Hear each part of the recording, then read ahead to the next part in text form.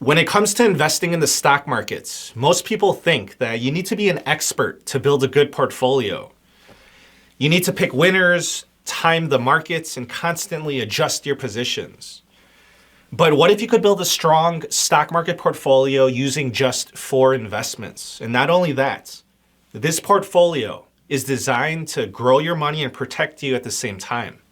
Now, let me tell you this. If you want the mainstream answer on how to build an ideal portfolio in the stock market, then you're going to be told the classic 60% stocks and 40% bonds.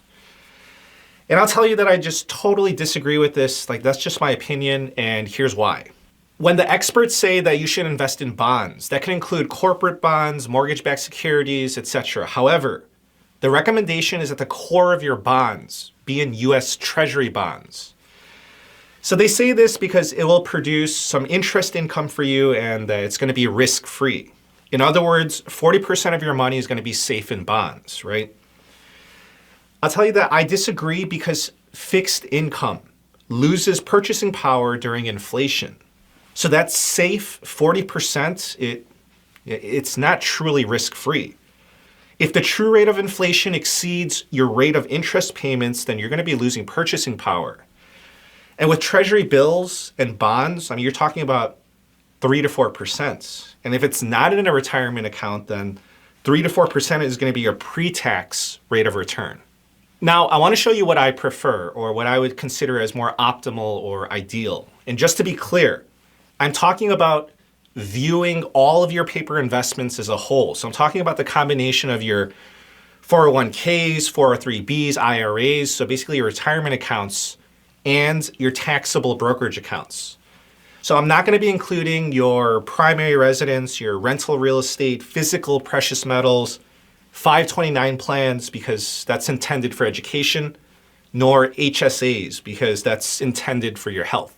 With that being said, here's how I would structure my portfolio when I view my investments as a whole. 50% towards S&P 500 index funds or ETFs. 10% going towards international stocks through an index fund or an ETF. 20% towards gold, and using 20% as your opportunity bucket. And that's it, 4 investments. Now let's break down why this works and why most people overcomplicate this. So we're going to be starting off with the core, which is going to be the S&P 500, 50% of your portfolio. So half your portfolio is going to go into the S&P 500, and I would use an index fund or an ETF. And this is going to be your foundation. Why? Because you don't need to pick individual stocks. It's because the S&P 500, like an index fund or an ETF, they're already going to do that for you. So if a company declines within the S&P 500, if you didn't know, it gets removed. If a company grows, then it can get added. So you're always going to be holding the strongest companies in the market in a variety of industries. So this is how you capture long-term growth without guessing. Next, we have international exposure, and I would do 10% in international stocks. And most investors ignore this. But I'll tell you, by putting 100% of your money in one country, even the US, that's still a risk.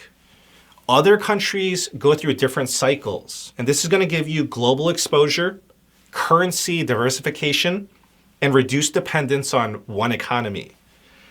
So it's not about maximizing returns, it's about reducing risk over time. Now, personally, I would use a fund or ETF for exposure to international stocks. And I would choose one that includes both developed and emerging markets. Developed markets are going to be more stable economies, so this is going to include Japan, Germany, United Kingdom, Canada, etc. Emerging markets are economies that are growing faster, but they have more volatility. So this is going to include China, India, Brazil, South Africa, for example. And by doing this, it's going to automatically give you diversification across regions, sectors, and currencies. Now, here's where the portfolio starts to look different. I would do 20% in gold. Most traditional portfolios barely include gold, so why hold it? It's because gold is your insurance policy. When currencies weaken, gold benefits. This isn't about growth, this is about protection. So I just want you to think about it.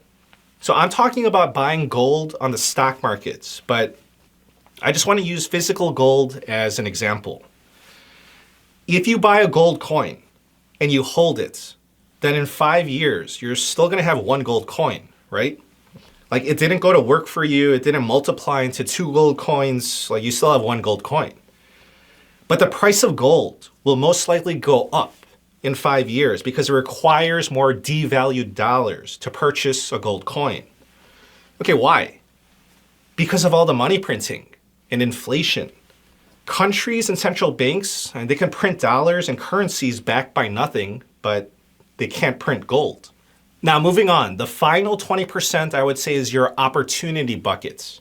This is where you can take calculated risks and you can allocate this into, these are just some examples. Let's just say silver, copper, uranium, oil and energy, tech stocks, REITs, real estate investment trusts, Bitcoin, crypto. You can keep it in cash, fixed income. I just say just avoid treasuries, or a combination of these. So these are just, again, some examples. So I'm not telling you to go crazy with wild speculation and lose money. I'm just saying that it's my opinion that it's okay to personalize your portfolio with your conviction plays. But here's my rule. Keep your speculation contained to this 20% because there's a difference between smart investing and gambling. And this structure lets you take risks without risking your entire portfolio.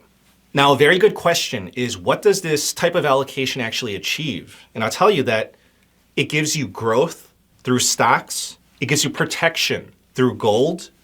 It gives you diversification because now you have international exposure as well as commodities. And it also gives you flexibility through your opportunity buckets. And most importantly, which I believe that this is key, is that it helps you stay invested. So personally, I would not try to time the markets. Like in my opinion, the best approach is having a long-term mindset and keeping your money invested. So yeah, there's gonna be ups and downs, but the markets, I'm telling you, they're just designed to go up. Okay, why? It's because of all the money printing, all the money that's backed by nothing. They print, it causes inflation, asset prices go up. Listen, I want you to know this. If there's a stock market crash and prices go down, then the central banks and governments, what are they going to do? They're going to come to the rescue. They're going to intervene. They're going to print money. And the markets recover and goes to new all-time highs. Like that's how the system works. Like you just have to think about it logically. Like, do you think the price of a home, like a median price home, will ever go back to $50,000 like they were in the 1980s? And obviously, of course, that's not going to happen. Do you think the price of a new car will ever go back to $15,000 like they were back in the 1990s? And the answer is no, of course not. Then why would stocks, gold, or any other asset crash 50% and just stay there? No, of course that's not going to happen. It's inflation, it's the money printing, there's more devalued dollars floating out there. So it's that simple. Like that's the system that we live in. There's ups and downs, but you just need to stay invested. Okay, why do most people fail to build a good portfolio? Because, the strategy itself is very simple. And I would say that the hard part is actually behavior. People panic during downturns, they try to time the markets, they withdraw money too early, or they never start at all. Because they think that investing is complicated, but it's not. What's difficult is consistency and discipline. Sometimes I'd say less is more, and I like to keep it simple.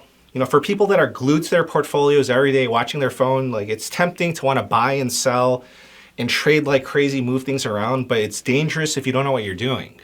Most industry standard portfolios look like this. They say to go heavy on stocks, include bonds, which usually means the bulk of it's going to be US Treasuries, and very little or no gold.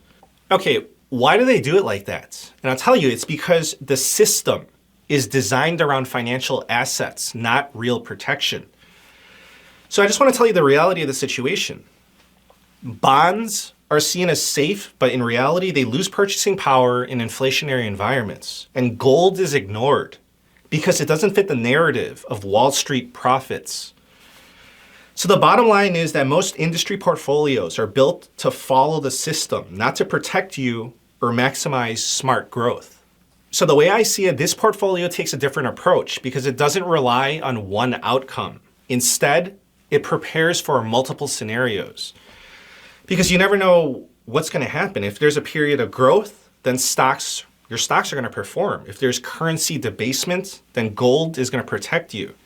For opportunities, your 20% is going to capture that upside. So it's better balanced, in my opinion, and it's more diversified. So I just want to conclude with this. At the end of the day, you don't need complexity to build wealth. You don't need to constantly trade. You just need a simple structure, discipline, and time. Now, if you want to see what I'm investing in, I encourage you to visit my Patreon sites. I'm going to leave a link for you down below. It's a community to learn, bounce ideas in our chat room, and stay on top of financial news. Thank you so much.